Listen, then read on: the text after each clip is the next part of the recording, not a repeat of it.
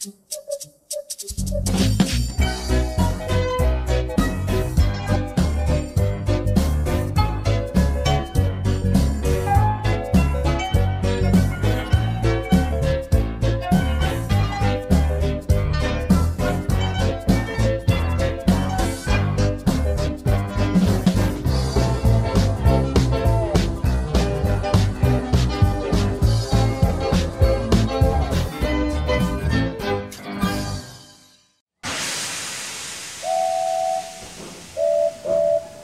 Flying Scots.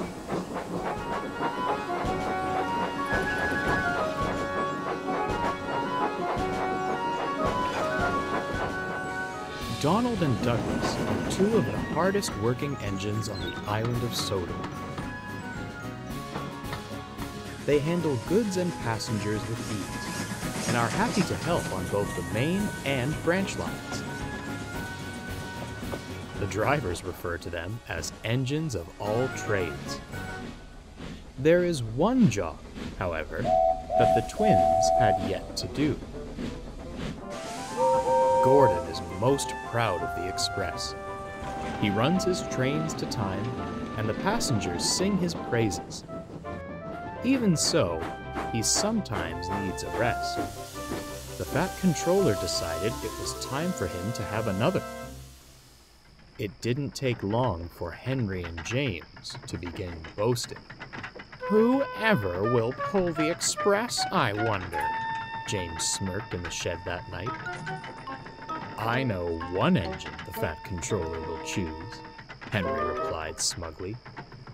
"Oh, here we go," Donald muttered.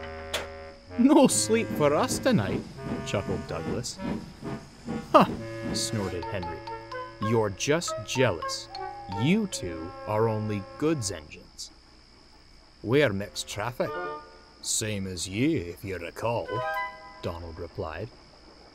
"Some of us are better suited for important trains than others," James sneered. "That's why you two take trucks."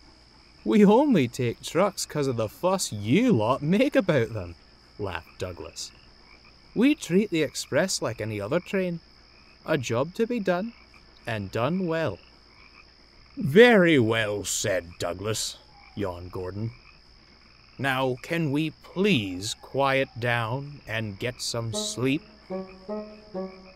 Henry and James huffed, but said no more.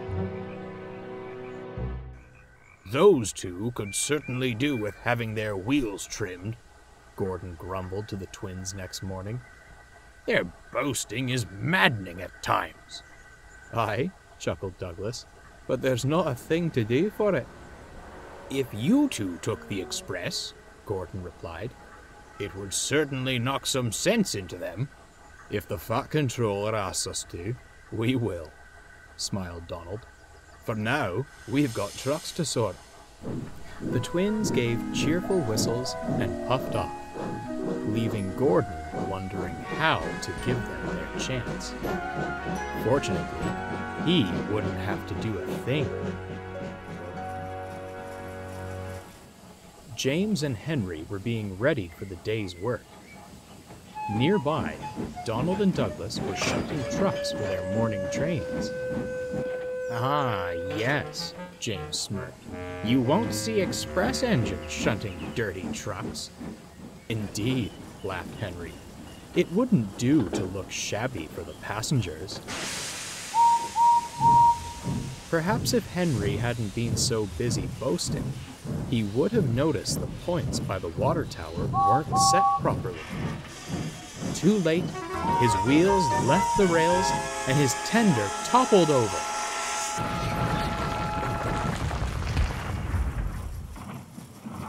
No one was hurt, but James was trapped in his siding. "You did that on purpose to stop me getting the express," James snapped. "On purpose? You shouldn't have been distracting me," fumed Henry. When the Fat Controller arrived, Henry and James wisely stopped arguing. "You have caused a great deal of trouble," he fumed. You can stay there until we get the train sorted out. Perhaps it will teach you not to get so big in the smoke box. Henry and James looked shamefully at their buffers. I'm sorry, Gordon, said the Fat Controller. but you may have to pull the express again before your rest. If I may, sir, smiled Gordon, why not let Donald and Douglas take the express? I'm sure Edward, Duck, and I can handle the other work. Duck and Edward were quick to agree, and the Fat Controller pondered. Well, you two, he said, turning to the twins.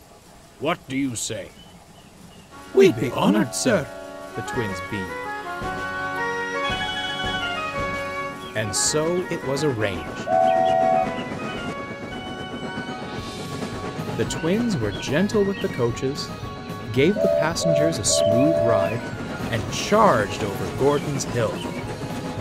They had no trouble keeping to time. In fact, they were often early. Gordon sang their praises when he saw them return. You two look splendid flying along the line. I dare say we ought to call you the Flying Scots. I'm sure my dear brother would agree if he could see you. All in a day's work, smiled Donald. I suppose, chuckled Douglas, some of us are better suited for important trains. James and Henry, who were both stuck on goods work, said nothing at all.